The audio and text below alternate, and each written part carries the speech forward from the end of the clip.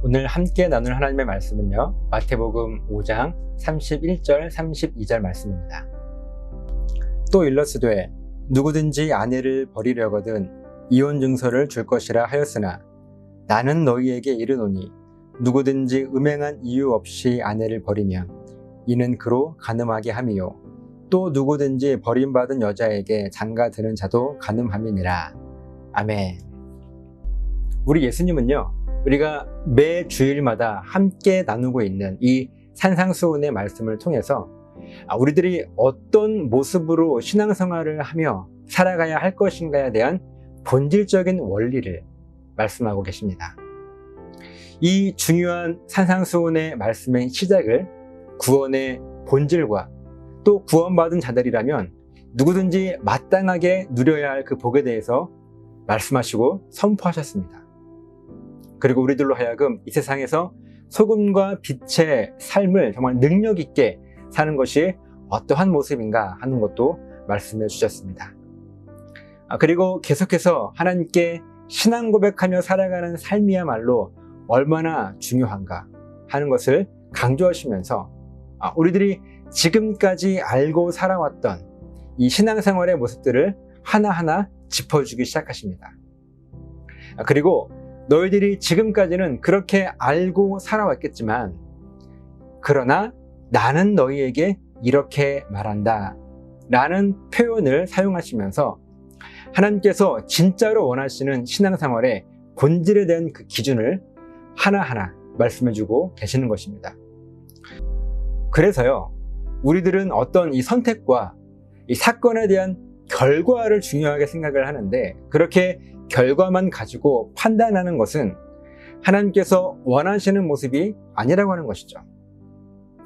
하나님께서 원하시는 성경적인 신앙생활의 본질은요, 결과가 중요하지 않다는 게 아니에요. 결과도 중요합니다. 그렇지만 그 결과가 생기기까지의 과정에서 너희들의 삶 속에 하나님을 향한 신앙 고백이 온전하게 고백되어 왔는지를 묻고 계십니다. 그러니까 앞에서 하나님께 예물을 드렸느냐, 드리지 않았느냐 하는 이것이 중요하죠. 그런데 그것보다 더 중요한 것이 있는데 그 예물 때문에 상처를 입고 고통당하게 된 형제가 있느냐는 것입니다. 그리고 만약 나 때문에 억울한 일을 당하거나 시험에 들거나 고통당하는 형제가 있다면 먼저 가서 그 형제에게 용서를 구하는 것이 하나님께서 진정 원하시는 신앙생활의 본질이라고 하는 말씀이에요. 그리고 오늘 본문도 방금 말씀드린 이 맥락과 같습니다. 31절이에요. 또 일러스되 누구든지 아내를 버리려거든 이혼 증서를 써 줄 것이라 하였으나, 그러니까 지금까지 우리들이 들어왔던 것을 말씀하시는 거죠. 또 일러스되 그랬어요. 우리들이 지금까지 율법을 통해서 그리고 사람들의 말들을 통해서 들어왔고 알고 있었던 것, 그것들에 대한 기준이 있다는 거예요. 그 기준이 무엇인가 하면 율법이 말하고 모든 사람들이 알고 있기를 아내를 버려야 할 일이 생긴다면 꼭 이혼 증서를 써주라는 것입니다. 이 버린다라고 하는 표현이 좀 불편하게 들리는데요, 이때 버린다라는 이 말의 원어의 의미는요, 분리시켜 내보낸다 라는 뜻을 가지고 있어요. 그리고 이 말씀은요, 신명기 24장 1절에 있는 모세의 율법의 내용 중에 하나입니다. 어떻게 기록되어 있는가 하면 사람이 아내를 맞이하여 데려온 후에 그에게 수치되는 일이 있음을 발견하고 그를 기뻐하지 아니하면 이혼 증서를 써서 그의 손에 주고 그를 자기 집에서 내보낼 것이요. 그러니까요, 결혼을 했는데 아내가 부정한 행위를 저지른 거예요. 이 부정한 행위는요, 오늘 본문이 말하고 있는 음행이에요. 그래서 남편이 아내를 기뻐하지 않게 되는 일이 생기면 그냥 매몰차게 내쫓지 말라고 하는 이 율법의 본질입니다. 그래서 이혼 증서를 잘 써줘서 원래 자기의 집, 친정으로 돌려보내라고 하는 것입니다. 여러분, 이 말씀이요, 구약의 신명기에 기록된 말씀이기 때문에 이때부터 예수님 시대까지 많은 사람들이 이 율법을 지켜오면서 살았습니다. 그런데 예수님 시대까지 수천 년이 흐르면서 어느 순간 사람들이요, 이 율법에 대한 그 본질로부터 많이 멀어지게 되었습니다. 어떻게 멀어졌는가 하는 것이 오늘 32절에 나오는데요. 나는 너희에게 이르노니 누구든지 음행한 이유 없이 아내를 버리면 이는 그로 간음하게 함이요, 또 누구든지 버림받은 여자에게 장가드는 자도 간음함이니라. 원래 이 율법의 본질은요, 이혼은 절대로 해서는 안 되는 것인데, 우리들은 죄인이기 때문에 혹시라도 아내가 음행을 저지르게 된다면 무작정 내팽개치지 말고 이혼 증서를 만들어 주어서 그래도 잘못은 했지만 그 아내를 어느 정도 보호하면서 떠나보내라고 하는 율법의 본질이에요. 죄를 물으시겠다는 것이 아니라 그래도 그 죄 지은 사람을 보호하겠다라고 하는 하나님의 뜻이 담겨져 있는 말씀입니다. 그런데 오랜 시간이 지나면서 사람들이 이 율법의 본질을 흐트러뜨리기 시작하고 결국은 자기들의 마음에 좋을 대로 해석을 해버렸습니다.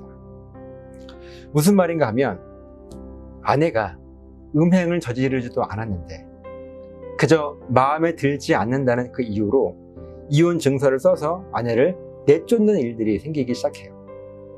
그러면서 그 남편이 나는 이혼 증서를 잘 써줬기 때문에 괜찮아, 난 잘했어 라고 자기 스스로 이 율법을 해석해버리고 아내를 내쫓아버리는 것을 합리화하게 됩니다. 그래서 예수님께서는 나는 너희에게 이르노니 하시면서 너희들이 아내를 내쫓으려고 할 때 이 율법을 너희들 마음대로 해석하게 되면 어떤 일들이 벌어지게 될 것인지를 지금 경고하시는 말씀이 오늘 본문의 말씀이에요. 어떤 일들이 벌어질까요?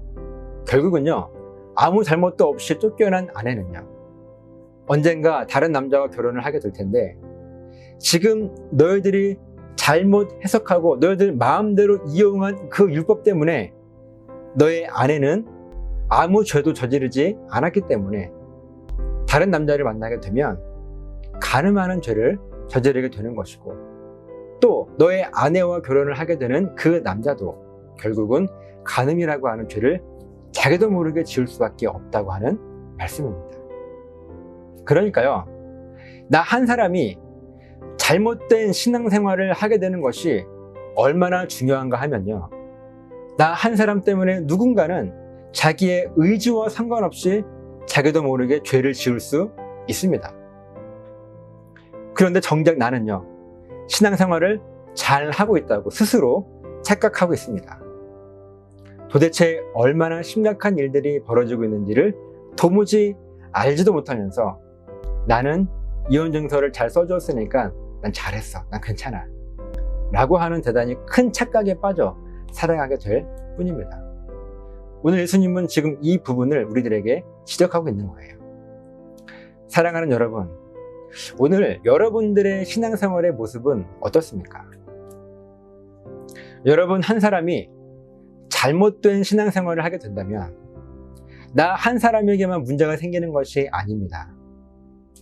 나 한 사람 때문에 내 주위의 누군가는요, 자기도 모르게 죄에 빠져버리게 돼요.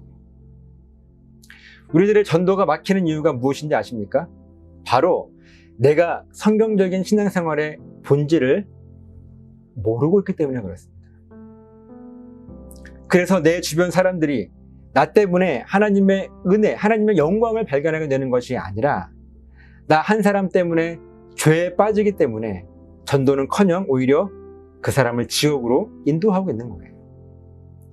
예수님 시대의 저 사람들처럼 말씀을 자기식으로 해석해버렸기 때문에 그렇습니다. 오늘날 우리들이요, 얼마나 하나님의 말씀을요, 우리 방식대로 해석해버리고 있습니까? 지금 우리들이요, 신앙생활을 하고 있는 삶의 모습 보십시오. 그것이 성경의 본질이 이야기하고 있는 것인가? 그렇지 않은데 마치 하나님의 뜻인 것처럼 우리가 그것을 받아들이고 해석하고 있지는 않는가? 한번 성경을 거울 삼아 우리들의 모습을 비추어 점검해 보았으면 좋겠어요. 마태복음 15장 14절에 예수님께서 이런 말씀을 하세요. 그냥 두라. 그들은 맹인이 되어 맹인을 인도하는 자로다. 만일 맹인이 맹인을 인도하면 둘이 다 구덩이에 빠지리라. 자기가 편한 대로 말씀을 해석하는 사람들을요, 맹인으로 비유하시면서 그냥 내버려 두라는 경고가요, 우리들에게 얼마나 무서운 말씀인지 우리는 분명히 알아야 합니다. 결국 인도하는 맹인이나 인도함을 받는 맹인 둘 다 구덩이에 빠질 뿐이니 그냥 두라고 하는 경고예요.